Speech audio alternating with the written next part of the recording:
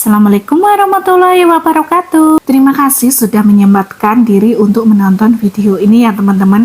Apa kabar sahabat Mama Ainun? Semoga kalian senantiasa dalam keadaan sehat walafiat.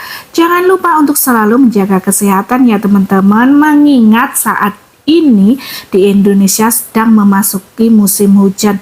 Bagi yang berpergian menggunakan sepeda motor, pastikan untuk membawa mantel. Selain itu, perbanyaklah konsumsi makanan bergizi seperti sayuran dan buah-buahan sebagai bekal agar tubuh tetap kuat dan tidak mudah sakit di tengah padatnya aktivitas sehari-hari. Pada kesempatan kali ini, Mama Ainun akan membawakan sebuah kisah horor mengenai seorang gadis yang tiba-tiba menghilang selama 2 minggu teman-teman. Usut punya usut, ternyata ia tidak sengaja menaiki bus yang salah. Bus tersebut ternyata adalah bus hantu yang membawanya ke dimensi lain teman-teman. Lantas apa yang terjadi pada gadis itu di sana? Apakah kalian penasaran? Jika iya, mari ikuti kisah horor Mama Ainun berikut ini. Demi melindungi privasi, nama tokoh dalam cerita ini sengaja Mama Ainun samarkan ya teman-teman. Selamat mendengarkan, semoga terhibur. Lina adalah gadis desa di pinggiran hutan. Karena Lina lahir dari keluarga yang sangat sederhana, ia hanya mengenyam pendidikan yang hanya setingkat SMP saja teman-teman, sehingga ia tidak bisa melanjutkan pendidikan ke SMA karena terkendala biaya. Akhirnya setelah lulus dari SMP, Lina membantu tetangganya yang berjualan buah di pinggir jalan. Karena dia rasa bekerja jualan buah tidak menjanjikan uang yang cukup, setelah itu Lina mencoba bekerja di pabrik tekstil teman-teman. Hari demi hari dia lalui dengan penuh perjuangan, namun hasilnya cukup lumayan untuk memenuhi kebutuhan sehari-hari. Lina menghela nafas lelah. Jam dinding pabrik berdentang menandakan jam pulang telah tiba. Sebagai buruh pabrik, hari-harinya dipenuhi deru mesin dan tumpukan kain. Ia merindukan rumah di kampungnya di lereng gunung yang sangat sejuk itu. Seperti biasa, Lina berjalan menuju halte bus di depan pabrik. Ia menunggu bus sekolah yang biasanya mengantarkan pulang. Namun sore itu bus yang datang tampak berbeda. Warnanya lebih kusam, lampunya redup, dan suasananya terasa sangat aneh. Mungkin hanya perasaanku saja, Guman Lina. Ia pun naik ke dalam bus yang sepi itu. Lina duduk di bangku paling belakang. Di sebelahnya duduk seorang wanita muda yang sangat cantik. Wanita itu tersenyum ramah kepada Lina. Sendirian saja, Mbak? Tanya wanita itu dengan sangat lembut. Iya, Mbak. Saya baru pulang kerja. Jawab Lina. Oh, sama. Saya juga baru pulang dari kota.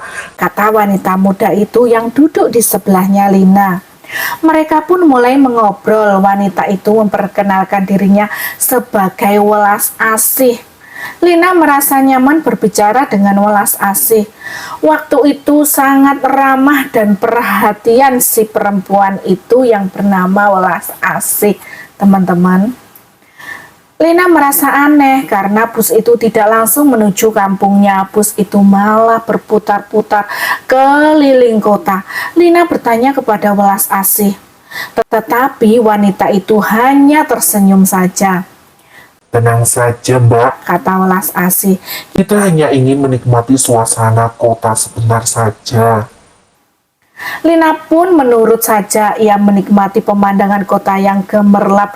Ia merasa seperti sedang bermimpi. Setelah berkeliling-keliling kota, welas asih mengajak Lina ke rumahnya. Rumah welas asih ternyata bukan rumah biasa teman-teman. Rumah itu adalah sebuah rumah istana yang sangat megah yang terletak di tengah hutan. Lina terkejut melihat kemewahan istana itu. Ia merasa seperti sedang berada di negeri dongeng. Lina digandeng tangannya oleh welas asih seolah-olah dituntun menuju sebuah gerbang megah. Di sana berdirilah seorang penjaga dengan pakaian yang jauh dari kesan modern. Penjaga itu mengenakan celana panjang yang dililiti kain batik dipadu dengan baju adat Jawa yaitu batik lurik serta blangkon sebagai penutup kepalanya. Di telinga kanannya terselip sekuntum bunga melati yang masih kuncup teman-teman. Dengan cekatan penjaga itu membuka gerbang besar dan tinggi yang terbuat dari besi dicat coklat keabu-abuan dengan sedikit sentuhan warna keemasan. Gerbang itu tampaknya begitu indah, menyerupai gerbang istana yang belum pernah Lina lihat sebelumnya. Setelah Lina melewati gerbang itu, ia terpukau oleh keindahan istana megah yang berdiri di hadapannya. Istana itu bercat merah bata. Untuk mencapai istana, Lina digandeng welas asih melewati sebuah jembatan kaca.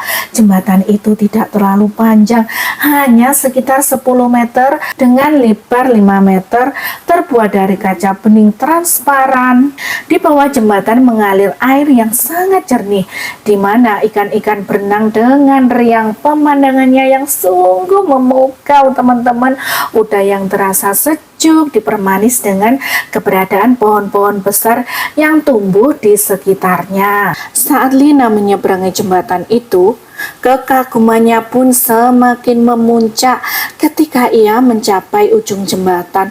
Kakinya menapak ke karpet berwarna biru tua yang sangat lembut teman-teman. Di sepanjang jalan yang dia lalui tampak beraneka ragam bunga berwarna-warni yang bermekaran serta tanaman buah-buahan yang menjulang tinggi dengan buah-buahan yang lebat dan matang. Aroma harum buah-buahan itu begitu khas memenuhi indera penciuman Lina. Ada pohon pir, ada pohon jambu merah, apel, mangga, jeruk, sawo, dan berbagai macam buah lainnya. Semuanya itu ada di sana teman-teman. Namun yang lebih menarik perhatian Lina adalah hewan-hewan unik yang belum pernah ia lihat sebelumnya.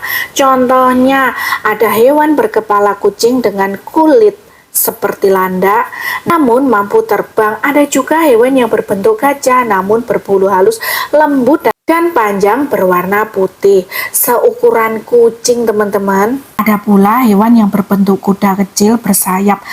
Meskipun begitu, Lina tidak berani menyentuh mereka, merasa bahwa itu bukanlah hewan yang semestinya. Setibanya di depan istana, 8 dayang cantik menyambutnya dengan membawa berbagai macam makanan dan minuman yang lezat-lezat teman-teman. Di sana tersaji ayam ingkung, ikan gurame dengan lalapan, aneka jus buah-buahan, susu, es buah, bahkan kambing guling. Namun Lina enggan menyentuh hidangan-hidangan itu teman-teman.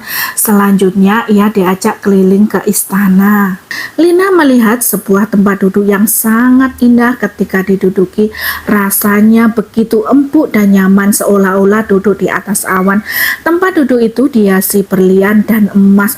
Tidak hanya itu, Lina juga melihat berbagai macam guci dari yang mulai terkecil hingga terbesar. Guci-guci itu tampak sangat mengkilap dan ada banyak ornamen lukisan di dalam guci yang dihiasi dengan cat emas. Lina kemudian diajak ke sebuah kamar besar yang ternyata adalah kamar welas asih teman-teman. Di sana tampak dipan yang sangat besar, cukup untuk ditiduri 5 orang dewasa. Di dalam kamar itu terlihat lemari kayu dengan ukiran khas teman-teman, menyerupai ukiran Jawa kuno. Di samping lemari terdapat meja hias yang dilengkapi dengan cermin.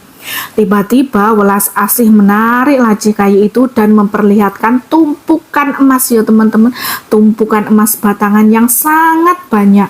Welas asih menawarkan emas tersebut kepada Lina, namun sayangnya Lina kembali menolak tawaran itu. Setelah puas mengelilingi istana, welas asih mengantarkan Lina pulang dengan bus sekolah itu. Bus itu melaju dengan sangat cepat teman-teman, menembus kabut tebal. Lina tertidur di dalam bus itu. Ia bermimpi indah tentang istana welas asih. Ketika Lina bangun, ia sudah berada di depan rumahnya di kampung. Ia mengucapkan terima kasih kepada welas asih dan turun dari bus itu. Ketika Lina bangun, ia sudah berada di depan rumahnya di kampung.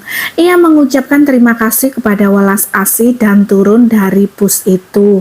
Lina terkejut melihat suasana di kampungnya. Rumahnya tampak sepi dan suram.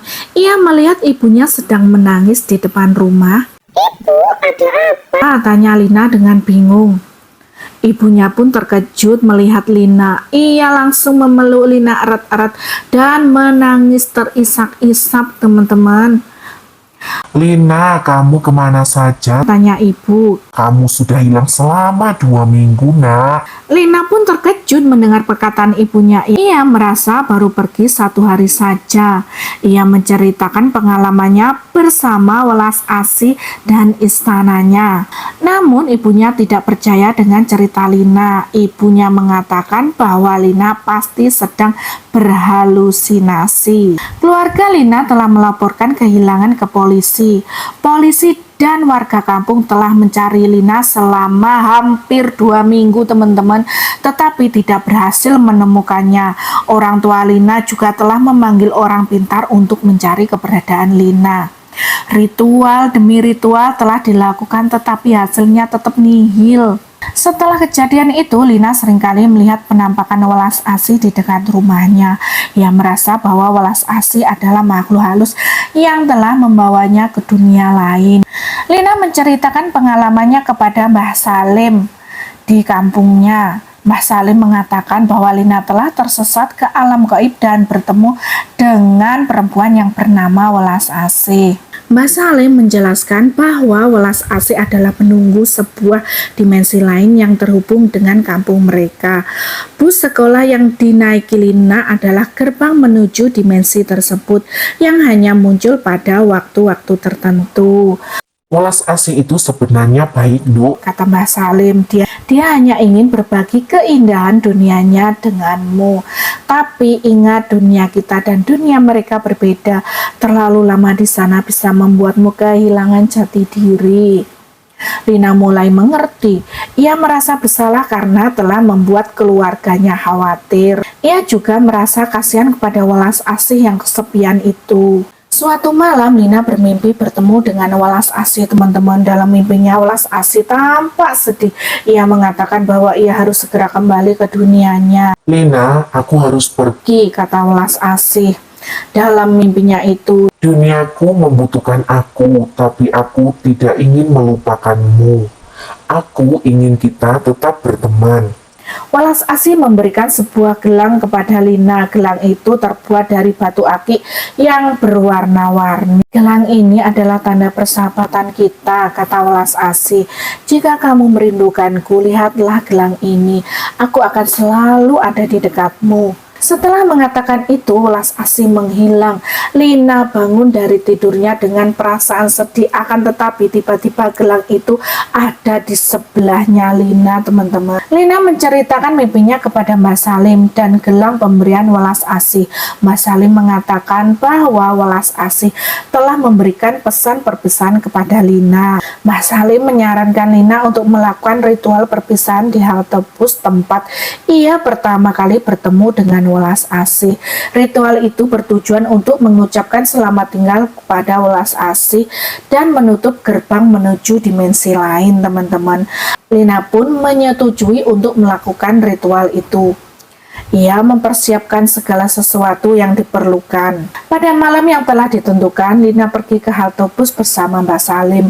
Mereka melakukan ritual perpisahan dengan hikmat, teman-teman, dengan membacakan ayat-ayat suci Al-Quran. Saat ritual berlangsung, angin bertiup dengan sangat kencang dan suara-suara aneh terdengar dari kejauhan, teman-teman. Lina merasa ada kehadiran welas asih di dekatnya. Lina mengucapkan selamat tinggal kepada welas asih dengan air mata yang sangat berlinangan, teman-teman.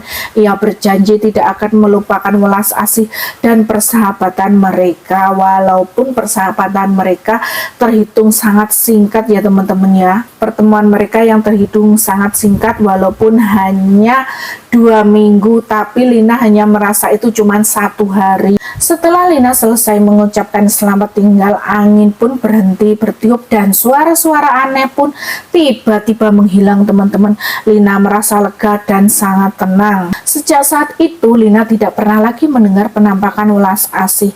Ia kembali menjalani kehidupannya sebagai seorang buruh pabrik. Namun Lina tidak pernah melupakan pengalamannya bersama welas asih. Ia selalu memakai gelang yang diberikan oleh welas asih sebagai tanda persahabatan mereka.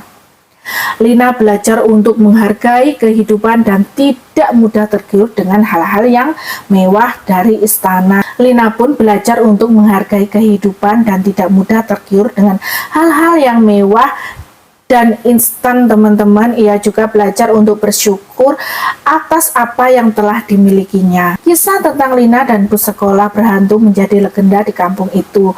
Orang-orang mempercayai bahwa ada dunia yang lain yang tersembunyi di balik dunia nyata. Kisah itu juga mengajarkan tentang pentingnya menjaga keseimbangan antara dunia nyata dan dunia gaib, bahwa manusia harus hidup berdampingan dengan makhluk halus. Demikianlah teman-teman cerita dari Mama Ainun. Jika kalian suka, jangan lupa tinggalkan jejak like, komen, dan subscribe channel Mama Ainun. Jangan lupa juga ya ikuti Facebook Mama Ainun. Terima kasih kalian yang sudah menonton videonya Mama Ainun. Semoga hidup kalian semakin berkah, rezekinya semakin lancar, dan hidup dalam kebahagiaan. Amin. Sekian dulu video dari Mama Ainun. Lain kali kita sambung lagi. Hola. Assalamualaikum warahmatullahi wabarakatuh. Dadah.